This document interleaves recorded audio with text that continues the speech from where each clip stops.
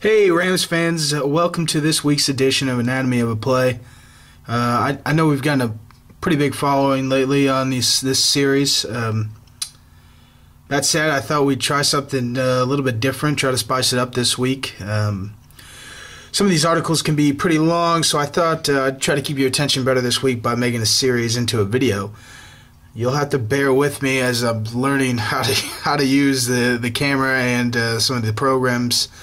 But what I can promise you is we'll get better every week. I know this one is probably we'll look back and this one is gonna be, not that good. But that said, today I'll be using Playmaker Pro software to break down Austin Pettis' 2-yard touchdown last week versus San Francisco. So let me just jump right into it. First I'll just start with giving you a little bit of background on the play itself. The situation is the Rams have the ball first and goal at the 49er 2-yard line. Down by 4, 1:07 left to play in the game.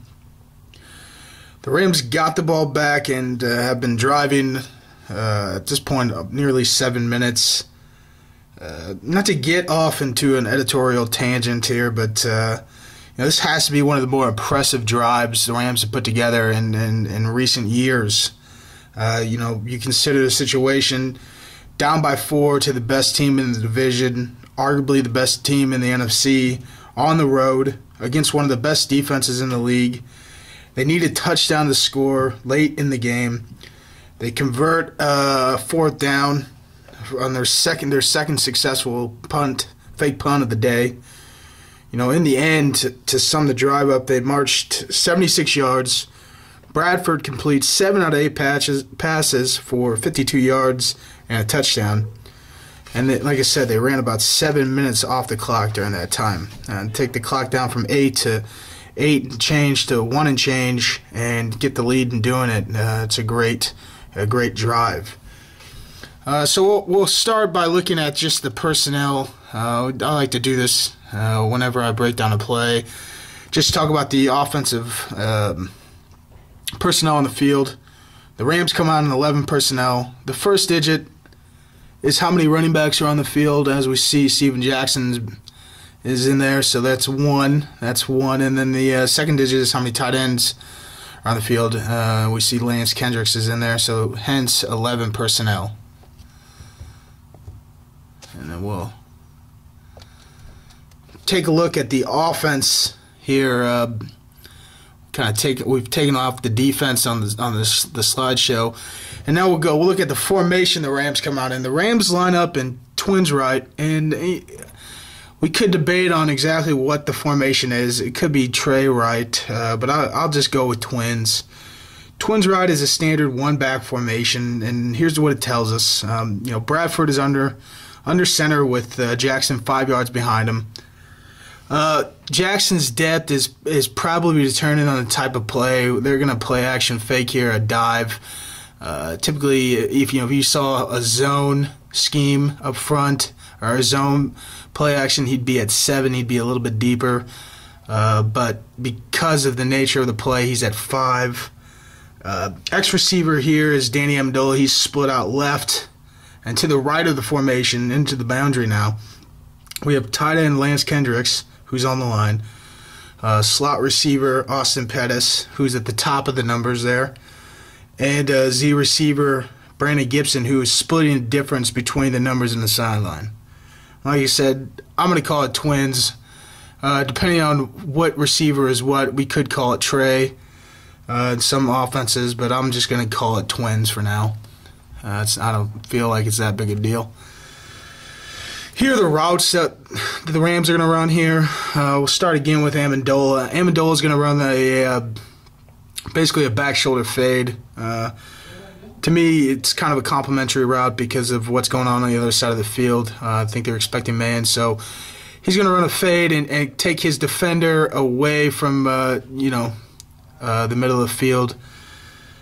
Kendricks is going to stand in block, as is Steven Jackson. Steven's going to sell the fake here. And then we got a double slant concept here on the backside. you'll notice that they're not identical. They are both slants, but in terms of being identical routes, what I mean is I'm referencing the two angles in which they run their slants at. And I'll explain that a little bit later. But they're both. It's a slant concept, but it's not the exact same angles. And we'll talk more about that a little bit later. The defense is the 49ers come out in is basically their base defense. They come out in their nickel package here with strong safety Dante Whitner manned up over Austin Pettis. He's number 31, as you can see there. The corners, Tremaine Brock is over Amendola to the left here. Carlos Rogers is over Brandon Gibson to the right. Then you have outside linebacker Ahmad Brooks stacked over Lance Kendricks, with inside linebacker Patrick Willis lined up weak side A gap away from the strength of formation. Now, weak side play side kind of could be determined at multiple. We've talked previously about using the field and the boundary, but given the short yardage here to work with, I went with they would set the strength to the formation, so that's why Willis is the backside, weak side A gap, lined up in the weak side A gap, and then Navarro Bowman would be the strong side B gap. He's 53 here on the screen. Both Willis and Bowman will be blitzing here. Typically, this blitz could be referred to as a double barrel blitz. Some teams will refer to as a wham blitz, but Willis is coming weak side A gap through that hole, and Bowman is coming, like I said, strong side B gap. The coverage that the Niners are going to play behind it, and kind of laughing here because it took me forever to draw these figure eights here, but the coverage they're going to play behind the blitz, they essentially have to play cover 0 here because they're blitzing. They're bringing 7, and there's 5 eligible receivers, so they have to play cover 0. Which requires them to play man on the outside. Like I said before, Brock is going to be manned up over Amendola. Carlos Rogers is manned up over Brandon Gibson. And then strong safety Dante Whitner is manned up over Pettis.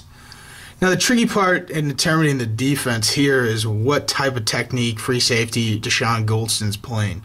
There are a couple different techniques he could be playing: a hug technique, a hover technique, or a green dog technique, where green dog referring to, him covering the back, but if the back stays in, he'll blitz.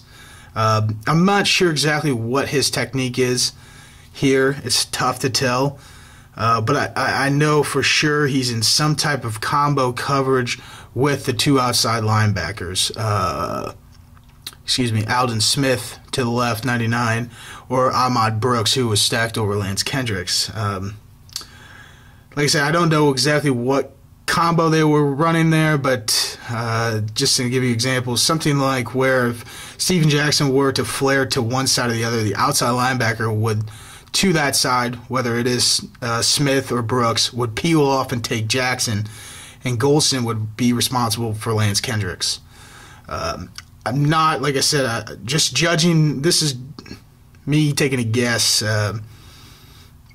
Just if you watch Aldon Smith come off the ball, he's kind of got his eyes on what Steven Jackson's doing. He's not really rushing exactly very hard. That could also be because he's trying to protect from a naked boot out or something like that. But to be certain, I can't be. I just know for sure that it's some type of combo coverage with Golston and the two outside linebackers.